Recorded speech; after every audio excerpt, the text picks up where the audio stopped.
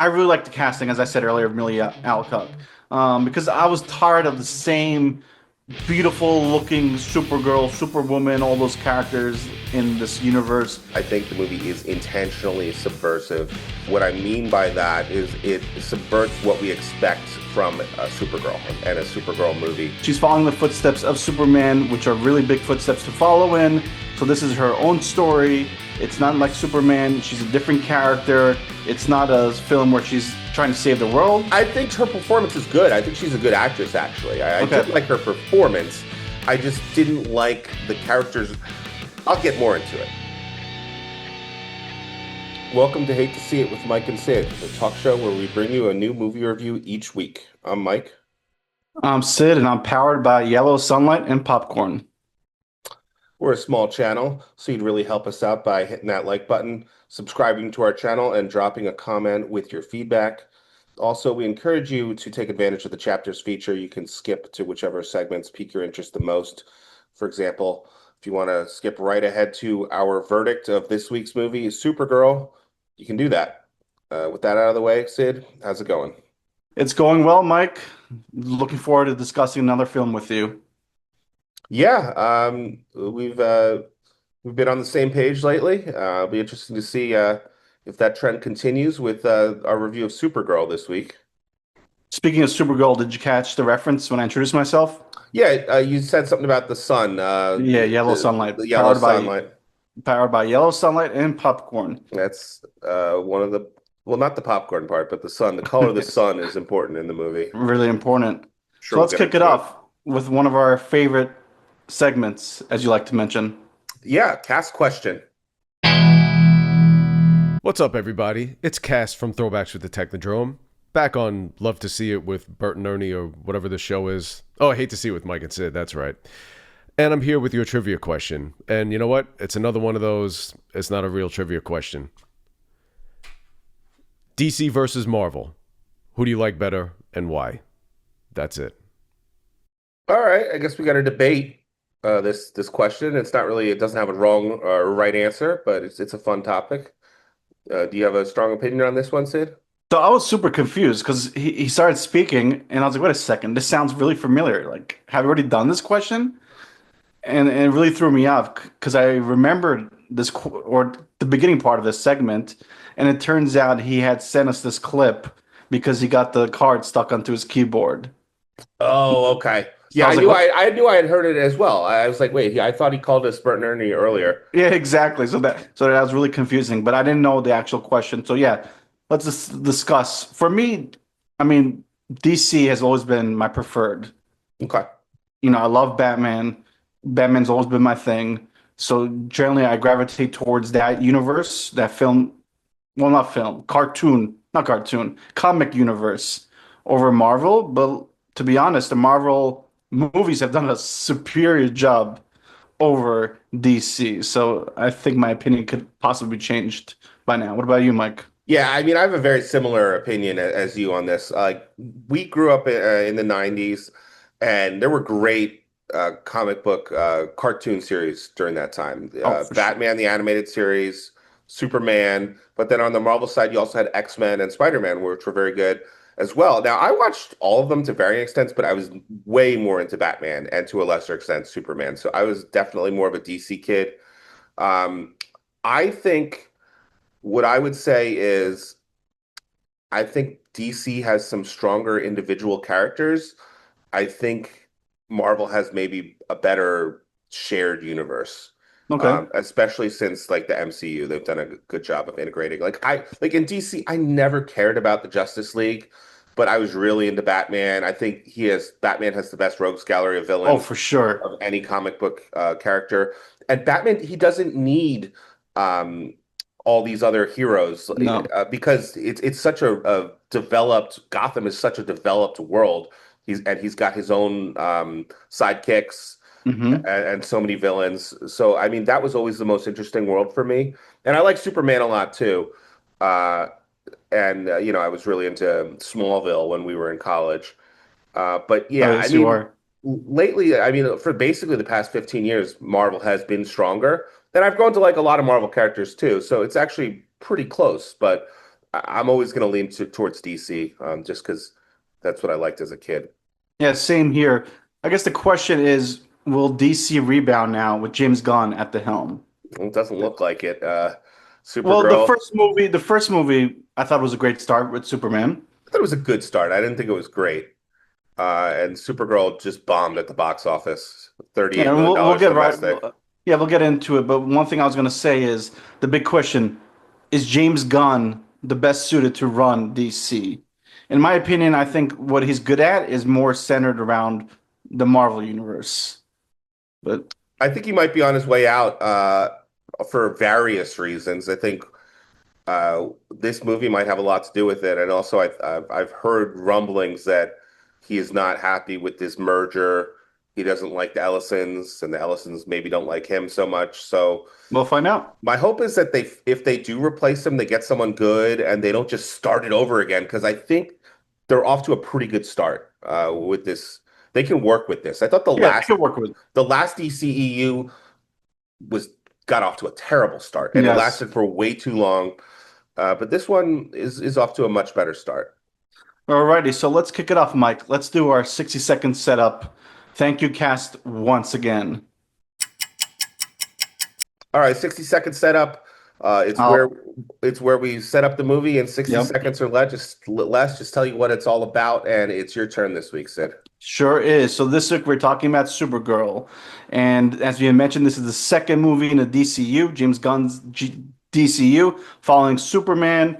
And, this story is really about the cousin of Superman, Kara, what is her name? Kara Zor-El. Right. So she's following the footsteps of Superman, which are really big footsteps to follow in. So this is her own story. It's not like Superman. She's a different character. It's not a film where she's trying to save the world. It's a contained story. So she's off on a side quest, I would say. She's off on a side quest where she partners up with someone who she's not familiar with to go and save her dog and also help this person revenge what has happened to her. That's it. Well, for All 60 right. seconds less. All right, you did it, I think, in less than 60 seconds. Good job. Yeah, try not to give too much spoilers. All right, let's move on then to our next segment, the 60-second setup. I don't know why I said that. I don't know why you said it either. But let's move on to our hate to see it's, Mike. No, we're going to do initial reactions. Oh, fuck. I keep forgetting my initial reactions. Well, we're off to a great start today, Mike. Yeah, Great really episode. good. I'm a little tired. Yeah, same here. Long Initial weekend. reactions. I'll kick it off. I was not looking forward to this movie. I thought the trailers were terrible. The movie just looked really bad. And the main actress who plays Supergirl, Milly Alcock, had said some things that were highlighted in the press that pissed a lot of people off. And I think that contributed to the poor box office. But, I kept an open mind. I always try to keep an open mind when we see these movies. And I ended up thinking the movie was actually pretty good. The movie is really just a modern retelling of the hero's journey. The hero leaves home, goes on a transformative journey, and returns home at the end a better person. That's basically the gist of the hero's journey, and that's what this movie does, and it does a pretty good job of it. I think adds some interesting lore, interesting backstory to Kara, which I appreciated. It's got some good fight scenes in it. And there were some things I didn't like about it, though, as well, which I'll get into in more depth in Hate to See It. But just to preview that, the villain is not good in this movie. The villain is pretty lame. And the movie is intentionally subversive, I think, to its detriment. I'll just leave it at that for now. But overall, I enjoyed this movie more than I thought it was, than I thought I would, and it's actually pretty good.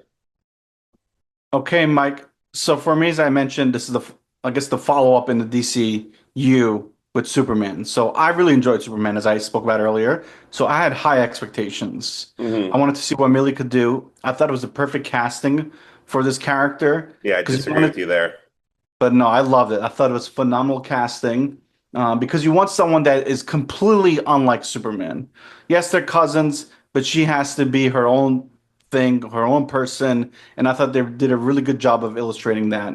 Her performance in particular, because you could tell she was very flawed. So they needed someone that wasn't chiseled from like marble, like Superman, that looks, I don't say amazing, but looks perfect, right? Superman always looks perfect. They usually have good actors playing him. Millie, I'm not gonna say she's the most attractive person, but you could tell she is a flawed person, and this character is a flawed character. So in that sense, I really enjoy that.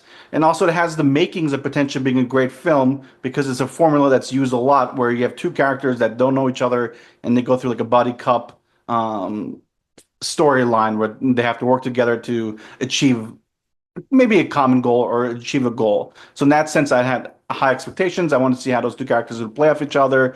But like you said, there was stuff throughout the film that weren't done really well, which was kind of to detriment. I wasn't a huge fan of this director. He also made some comments throughout this process, which were kind of puzzling. Seemed like he was a weak choice, which kind of disappointed me. Because again, this is James Gunn's second film. You would think he'd hire a better director. And the last thing I would say, and Gato's trying to chime in as well, the last thing I would like to say is James Gunn has specifically said, we will not film movies unless I think the script is great. So he said something along those lines, and this script was not great. So that was kind of disappointing. Okay. All right. There's a lot to talk about. I think that was a good launching pad for our next segment. Hate to see it.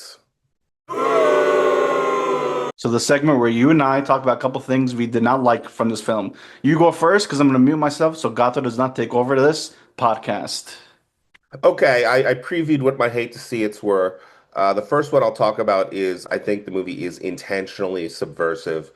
What I mean by that is it subverts what we expect from a Supergirl and a Supergirl movie. Supergirl, in all the adaptations I know her from, there was a Supergirl series in the mid 2010s, which I think was a spinoff of the Arrowverse, and there was a Supergirl character in Smallville, and those are adaptations of the character. She's a gorgeous heroine, and is a very similar to her cousin, a very heroic figure.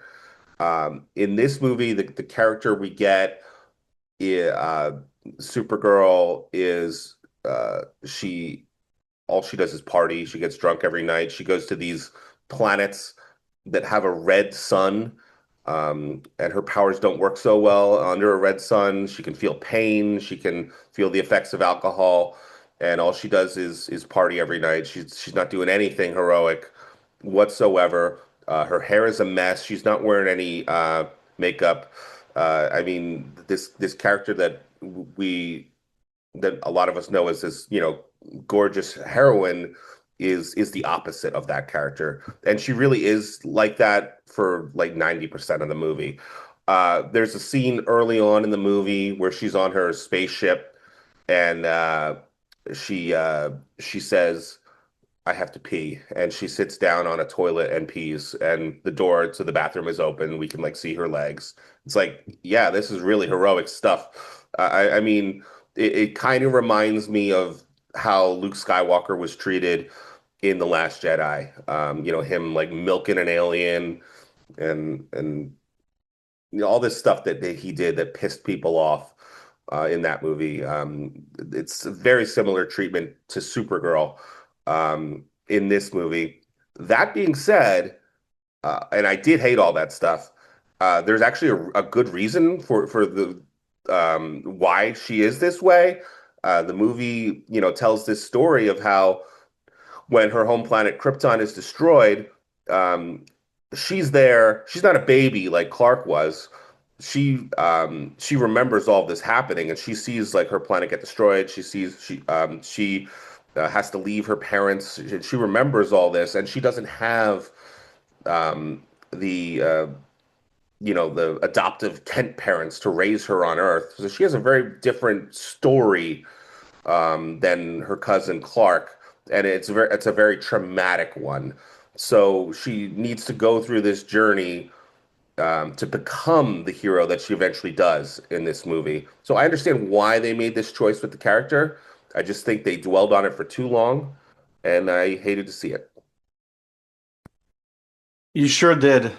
So I'm the complete opposite of that, and I'll talk about that in my love to see it. But thank you for sharing how you felt. All right, so let's talk about what I hated.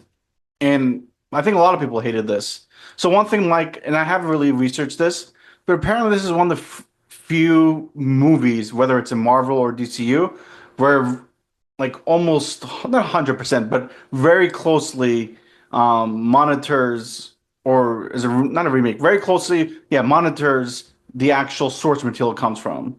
Like they didn't change. Follows it, you mean? Yes, follows exactly. Well, monitor follow could be whatever. Um, Mirrors? Mirrors, that's the better word.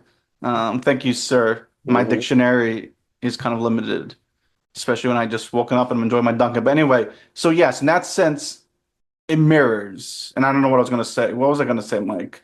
Um, so what I'm trying to say is the ending. So if it mirrors the book or wherever it came from, one thing they messed up was the ending because I heard the ending was different than what the actual source material is. So what I'm referring to is throughout the film, and this is spoilers, Mike. I forget. Yeah, this is Yeah, spoilers. spoilers are in hate to see it on in our So, shows. so Kara, she teams up with this girl I can't pronounce it, like Ruthie or something like that. So right, am I right? I don't remember Ruthie. her name, to be honest. Okay, so it's something like Ruthie. So she teams up with Ruthie, who also experiences her family get brutally murdered by the villain, and she teams up with this person to go avenge this person's loss. And throughout the film, Ruthie keeps telling Supergirl, like, I'm gonna kill Krem. I'm gonna kill the person who murdered my parents and brother. And Supergirl keeps telling her, you can't do it. It's gonna change you forever. It's gonna change you. Like, you'll never forget that kill. It's gonna live with you forever. So she keeps preaching this message. They get to the end, final battle, and Ruthie's about to kill the villain, but decides not to. And again, Supergirl goes through a whole speech, you can't do it. But then Supergirl kills Krem. So Supergirl murders this person right in front of Krem. It's like you're preaching this message. Why'd you have to kill him? Like you didn't have to kill him. Like you're kind of contradicting yourself. You're saying it's okay for me to do it because I'm flawed. But then like what kind of message are you leaving on this young Ruthie, whatever her name is? I'm sorry if I'm pronouncing it incorrectly. But that really troubled me because I think in the comics or wherever it was mirrored from, they capture the villain and they lock him up or something. So if you're gonna really follow something and mirror something, then why would you change the ending that drastically? So that's interesting that you bring that up, Sid. I was thinking about that as well, that ending. And usually, yeah, with the heroes, especially Superman would not have killed that guy, right? Obviously. Correct, obviously. Yep. So they're trying to distinguish her from her cousin. Um, I didn't have a huge issue with it because I don't know. Maybe she could have captured if she could have captured him, then I guess she should have. Yeah, That's he was laying on the floor, right? He was like But defeated. I think what the movie had established was that this villain was extremely dangerous and was beyond redemption, so needed to be neutralized. And I think what the movie was doing here is um, basically she was it was a heroic act that she was committing because she was taking on this burden of killing this villain instead of the girl. Yes, I get So that aspect. she has to live with that choice instead of the girl. Yeah, I but this guy think was that's what the stable. movie I was. know, I think so I too. But he Yeah, was stabilized. Like they didn't have to do it. yeah, yeah. Like it would have been better like if this villain like the last second got the upper hand was about to like kill them or kill one of them and then she has to put him down.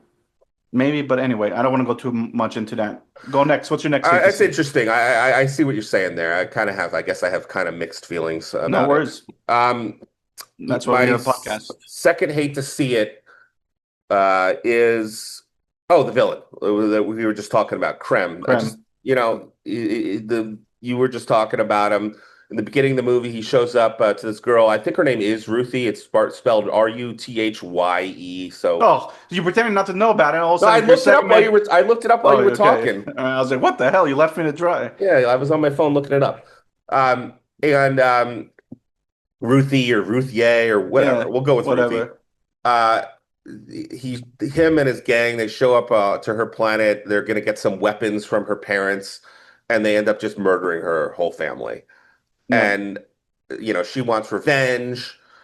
She's gonna kill this guy. ends up teaming up with Supergirl, and this guy ends up poisoning Crypto, her dog, Yep. and so she needs to get the antidote from this guy. So it's, like you said, it's a buddy cop. They team up. Um, the stakes are very low. It's like a side quest, like you said, and I don't know. He's just kind of a lame villain. I mean, he's Yeah, very low. It feels like a villain you would see on an episode of Smallville, not something you expect from a big motion picture. I agree. Especially again, this being the second film where to kick on this universe, like have a very memorable villain.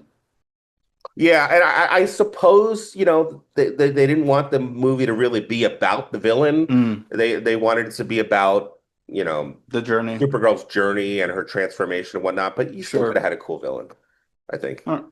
Alrighty. So hate to see it. Hate to see it. So I love Jason is it Momoa? Momoa, Momoa as Lobo. But this is a hate to see it. So why am I yes. saying I loved it? So I loved it, but I hated the plot that he's involved with.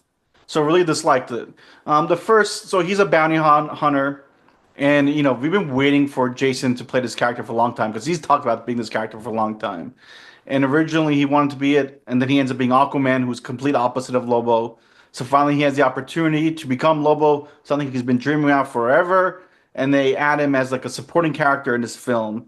But the scenes, yes, they were cool. The big cigar was cool, but a lot of it, like, it just seemed like he didn't belong in this film. Like, what's the point of putting him in there? Like in one scene, for example, he's in prison. So Ruthie gets captured, and Ruthie's in the next cell next to him. And I guess Lobo was kind of like, I purposely planned to get captured. I have a plan, and then Ruthie easily escapes, and it's like, what the hell? Like a bounty hunter that's a badass doesn't seem like will kind of try to use strategy to outsmart his villains or whatever, or people are trying to capture. He seems more like fight, ask questions later. Like doesn't seem like a strategist. So that kind of felt off. Like it's just like they just had to add him in that scene. And then the third final scene he's in is the final act of the movie.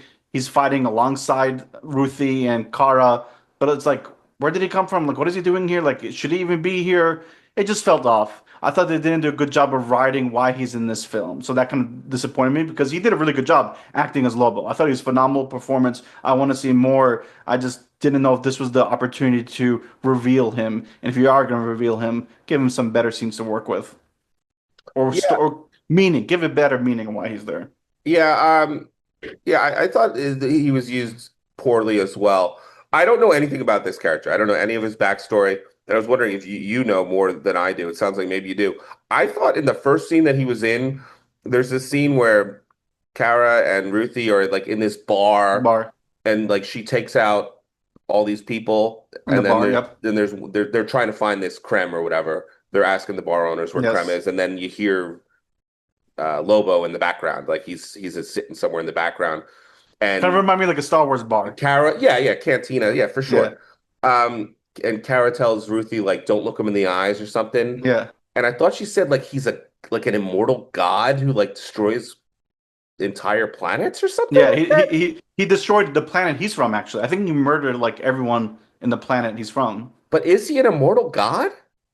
I think so. He might Because be. I don't because know if then he's a god, but because go I ahead. read like some backstory about him after the movie, and it's like just describing him as this bounty hunter. He is a bounty hunter, yeah. But he doesn't seem like he's this immortal figure. Like he's powerful, obviously, but he didn't Yeah. seem like all powerful. Like you said, he's in prison. Yeah. When Like a she more escapes and he joins her Ruthie, I thought he was hilarious in that scene. I thought he was very funny. yeah, yeah. I And mean, the also, actor, is he supposed to be a vampire? Because he's got like pale pale white skin and his teeth are like fanged. It's like he reminds me of Vamp from Metal Gear Solid 2. Is he supposed to be like that? I don't know.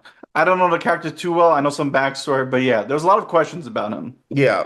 Even though his performance is great, like you said, he was very funny. He's entertaining, but Yeah, he's yeah, entertaining. I didn't know what he was really there for. Yep.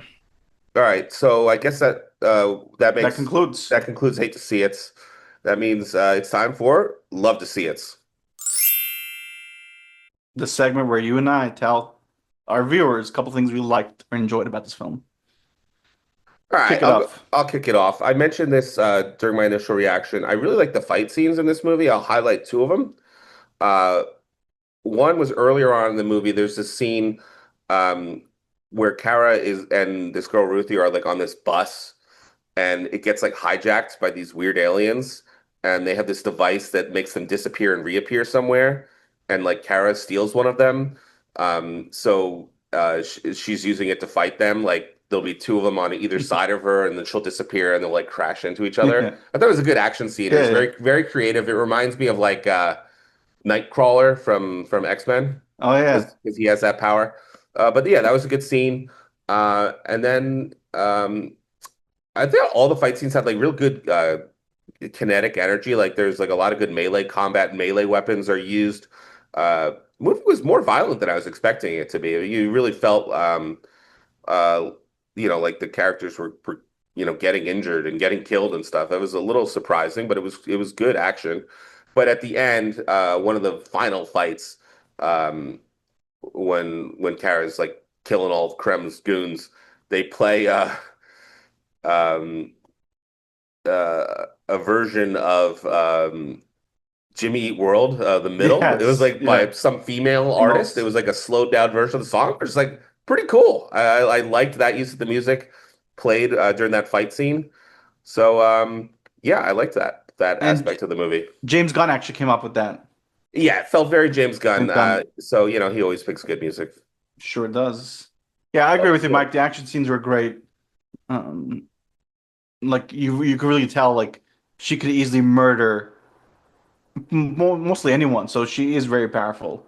Yeah, and the movie also did some good use of, which is always can be difficult with Superman, Supergirl stories, is since they're so powerful, you got to depower them, you got to take away their Yes. power. So in this movie, you've got the suns that do it. There's a green sun that Yep. takes away her power. There's the kryptonite darts that take away her power. There's the poison Hmm. that they use to poison her dog. She also ingests that poison at one point. So there's ways where they debuff her, but then she gets her powers back. So that's all good too. Alrighty, Mike. So you had mentioned how you didn't like her. Did you say you didn't like her performance or you didn't like the Oh, actress? I think her performance is good. I think she's a good actress, actually. I Okay. did like her performance. I just didn't like the characters. I'll get more into it. Okay. This is your turn. All right. Cool. So I was gonna say I really like the casting, as I said earlier, of Milly Alcock, because I was tired of the same beautiful looking Supergirl, Superwoman, all those characters in this universe. I needed someone flawed. Like we said, the story's about this flawed character. So if you're gonna go with a flawed character, you can't have a very attractive woman being this flawed character. You kind of lose the believability of it. Is that a word? I don't know if that's a word. Maybe it is. So anyway, so they needed someone flawed, and she just really portrayed that 100 times 100, because she was very believable. You could tell the past has really scarred her. Very opposite of Superman. You did a really good job of talking about their different upbringings and why he's so perfect and she's not. So I thought she really captured those elements throughout the film. And you kind of could relate to her a little because we're flawed as humans, right?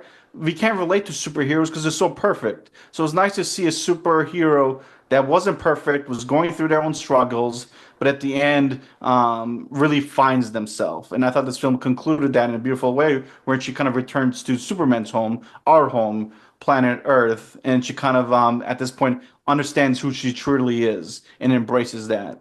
So, I really enjoyed her performance, enjoyed the casting, because it just made me believe what I was going to watch the next couple hours. Yeah, I ended up appreciating what they were trying to do. I just think that they should have transformed the character earlier on in the movie, so we could have gotten more scenes with the Supergirl that we know and love. I mean, I was reminded of the movie Iron Man. Mm, This movie because it's similar hero's journey with Tony Stark. He's this billionaire playboy philanthropist as he describes himself. He sarcastic parties, he's parties. alcoholic and everything, ladies man, um, a very self-centered, very selfish person. Uh, and then goes through this traumatic experience where he's captured. He builds Yep. the Iron Man suit, but he becomes a hero like in the middle of that movie. It Sure. doesn't take all the way till the end of the Again. movie, and we get to see him being this heroic character for the second half of the movie. I would have liked that in Yeah, this that's fair movie. enough. I just wanted someone that didn't have that hopeful personality of Superman. All right. It's a good debate. All right, Um, go for it. Your my next second one. love to see it is Kara's backstory in this movie. I really appreciated getting to see some stuff about what happened to her on Krypton. I didn't know this whole story. Her father, Zor-El, when Krypton is Destroyed. falling apart, when Yeah. the planet is being destroyed, he somehow protects the city, the main city, and the city survives after the rest of the planet collapses, and a small group of the Kryptonians are in this, like it's like a biosphere sort of environment, Yes. and Kara is actually born in this biosphere after the planet is destroyed, but then they start all getting exposed to kryptonite, and they're all getting weakened and all dying. So eventually, her parents have to send her to Earth as well. When she arrives on Earth, Clark is already an adult. She we don't get to see all of it, but she is taught how to speak English by him. She arrives much on Earth much older. Clark arrives as a Yes. baby. She Baby. arrives as a presumably like a teenager, whatever. So I liked this backstory. I don't remember if this was the same backstory that Supergirl had in like Smallville, but it was interesting. And I liked how we get it's basically a super this movie is a Supergirl origin story, Hmm. but we get it through flashbacks throughout the movie. So yeah, I really liked that lore. I liked learning her backstory. Have Loved they it.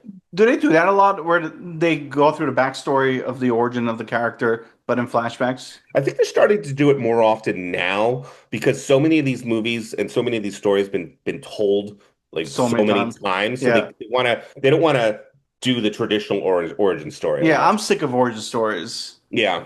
So, like you said, I really love that aspect, how it was done through flashbacks. It wasn't like the origin story. It wasn't an origin story, but not like the way it's done previously in other films. So that's the thing I'd love to see as well. I just love the emotional story of this film. I just love that she's flawed. I keep saying that. I love about her trauma, her loneliness, and how her personal growth helps her become a better person. Like those are all things we've talked about earlier. I don't want to go too much deeper into it because we both agree on that. Like that aspect, we really love to see. All right. Did you have another love to see it No, that was it. The emotional story. What you just talked about. Okay. I just wanted to add a couple more things because it's the same one, same Got thing. It- got it. yep. So that means we'll move on to our next segment. What if? This is the segment where we get the opportunity to make changes to the movie. You could change the cast or change the script or whatever. It's an open-ended conversation. Do you have Sure anything for is. us this week, Sid? Yes, going back to Lobo. So I mentioned earlier I was kind of confused with his arc in this film. So we both talked about Lobo's a bounty hunter, right? So he's a bounty hunter, and bounty hunters is something that's been done countless times in movies and all that good stuff. So what if Krem actually hired Lobo? So Krem is trying to do his own thing, but he keeps getting interrupted by Supergirl and Ruthie. And he doesn't want to invest any more time because he knows Supergirl is very powerful. So he asks Lobo to go capture or kill Supergirl because she's becoming a nuisance to him. So that's how we're introduced to Lobo. We're introduced to him as a bounty hunter that's supposed to put down Kara.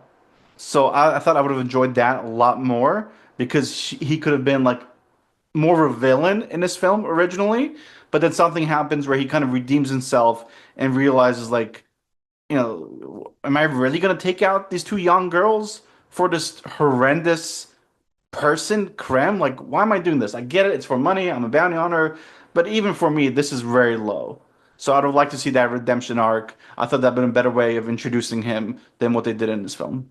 That's a good idea, Sid. I mean, there's been, I think, episodes of like The Mandalorian where, the Mando has decided not to take on certain jobs because, Yep, yeah, that's a good idea. Could have introduced him as sort of a villain and then transformed him into like a heroic character. I like that idea. I appreciate it. What do you got Um, for us? I'm not going to belabor this because I already talked about it in the previous segment. But my what if is I would change the movie so it follows more of the structure of Iron Man. I would have Kara becoming more of the traditional Supergirl more towards the middle of the movie, so we could spend more time with her being the Supergirl that we love. and I would have there's some cameos with Clark where he video Oh yes, calls we were gonna her, talk about which are that. kind of lame. I thought they don't really serve a purpose. Yeah. I would have put more meat on them, and I would have used him as the one encouraging her to change, like Mm. to be a hero. Um, and yeah, that's basically it. That's basically what I would change. Good stuff. Good change. I think if we changed both the things you and I talked about, this film would have scored much higher. Assuming, let's see Yeah. what we score it. All Let's get right. into it. That means it's time for the verdict, where we give our final review of the movie. I'll go first. As I said in the initial reaction, I think the movie's pretty good. It exceeded my expectations. It's got some good action. I really like the backstory, but I think it's held back by Kara's character, in my estimation. You disagree, but in my estimation, is pretty unlikable. I get that it's intentional, but we're left with a movie where she's pretty unlikable for the majority of the movie. Hurts the movie, in my estimation. The villain is also pretty lame, and that also holds the movie back. All that being said, I had a pretty good time with this movie. I love to see it. I'll give it 3 stars. I mean, 3 weeks in a row that we agree. Okay. We're back, baby. 3 stars as well. I love to see it. I was hoping we'd have a different score with this one. But again, not a perfect movie, but enjoyable movie. Go see it. There's gonna be some great action in it. There's gonna be some pretty good, funny comedic stuff in it. You even have Seth Rogen in it. Did you know that? I thought that was his voice. Yep. He's this little alien character who, on the bus, and that was a funny character. I was like, "Is that Seth Rogen?" And I looked it up, and sure enough, it was. Yeah, so not to go again too much into it, it could have been even better, right? If second film, you have to go big. You have to like really attract the viewers, let them know this universe is here to stay. James Gunn is here to stay. They did not answer those concerns that other people and the fans had. So in that sense, it's a disappointment because because Superman was a good start, but you gotta go bigger, keep going bigger, keep elevating it, get more viewers involved. And obviously, the way the box office is doing, it's not doing that great.